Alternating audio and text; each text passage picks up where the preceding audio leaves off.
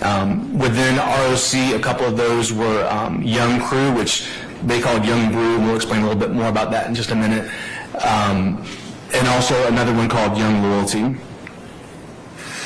Raised on Cleveland was one of the earliest of those gangs that I told you earlier called hybrid gangs. They were a local group, obviously raised on Cleveland. They're saying we were all from Cleveland Avenue area. They're all from that area. But we began seeing them and observing them picking up the identifiers that we would traditionally associate with gangs that are associated with the Bloods. They started wearing red bandanas. They started using the number 5, including in 5-point stars. They started using their own hand sign. Again, that's a local thing, this triangle hand sign. They would get tattoos with the gang's name, ROC or Rock Crew, things of that nature. And they would add in, along with that, those 5-point stars or the number 5, or adding in red accents to their tattoos particularly. They would tag up the area in their community with the gang's name and with some of these same identifiers that we associate with the Bloods.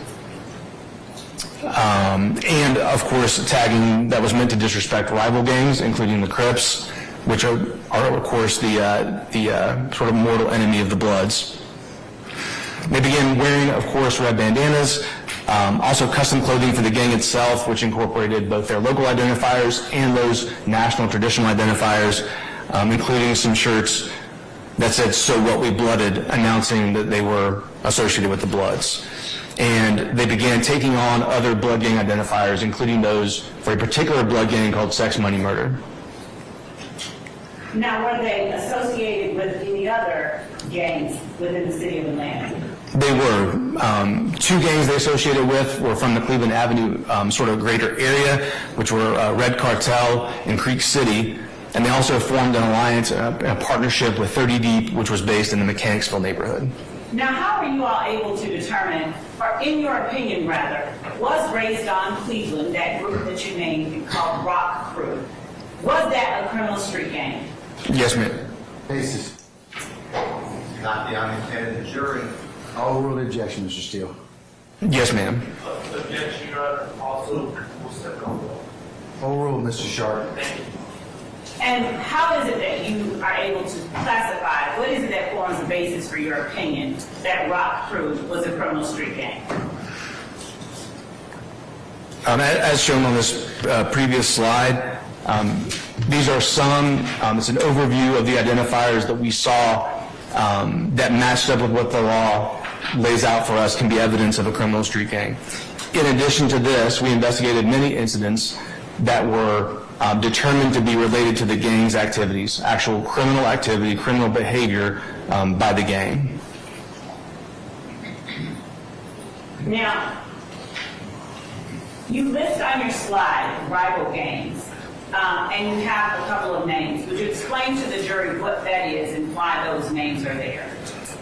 They had 2 main or sort of important rivalries in those early days. One was with a gang called Young Gunner Clique from the Thomasville area in southeast Atlanta. Young Gunner Clique notable because they were one of the earliest hybrid Crip sets in the city. And both of these areas are served primarily by South Atlanta High School. So we saw numerous instances of conflict between these 2 neighborhoods and between students from these different areas who now were aligning with the Bloods and the Crips and saw each other as enemies or rivals. Famerica was a gang from the west side, and that rivalry was potentially, really, there were several places that rivalry came from. One was based on that association with 30 Deep. 30 Deep had a long-standing rivalry with these West Side gangs, with a West Side gang called the Fam. They routinely had shootings back and forth between Mechanicsville and between Simpson Road and Joseph E. Lowry Boulevard, between those 2 neighborhoods. 30 Deep and Raised on Cleveland formed this partnership together. And what we observed happen in response to that was that the Fam then partnered with Young Gunner Clique. And those 2 gangs formed a combined partnership that they then called Famerica. That name, this is a longer story than I think you were wanting necessarily, but that name was adopted because the Fam was another hybrid blood set on the west side. YGC, as I've told you, was a hybrid Crip set. They found reason to partner with each other in spite of those differences, but neither one of them wanted to drop their colors, so they began flagging the American flag. So that therefore it had both the red and the blue in their gang identifier. So those rivalries began to grow as these gangs began to connect with each other. Would you tell the jury some of the ways that a particular criminal street gang, Rock Crew, for instance, might display their colors? Sure. So as an example, they began wearing red bandanas. It's sort of the classic gang identifier, is wearing your gang's color as a bandana or other form of clothing. What about hand signs that you talked about? They also begin to throw hand signs, and this one that you can see, I'll try to make it, is this, which is a CK, which stands for Crip Killer. And they additionally had their own identifier, which is this diamond or triangle-shaped hand sign that Raised on Cleveland used. You spoke about having tattoos as a means of identifying oneself as a part of a gang or I did, and we began to observe, here you can see one example of a Rock Crew tattoo, ROC, and then Crew below that. Also in this picture, you can see that the person in the picture has a red bandana tied to their waistband.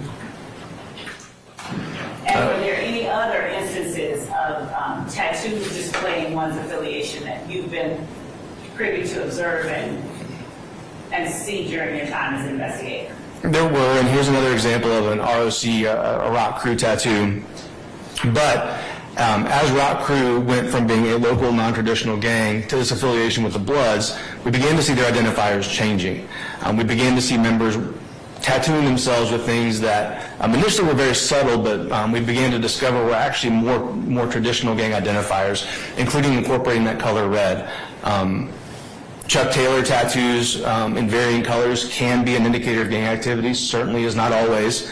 And as you can see here, this Smile Now, Cry Later face tattoo, also the two masks are wearing red bandanas on them. So we begin to see things like that. These were subtle sort of indicators there may be more going on than just this local neighborhood gang activity. As we saw these tattoos evolve over time, we began to see these. So this is a Rock Crew gang member who's tattooed this word all the way down his forearm, and it says Believeland.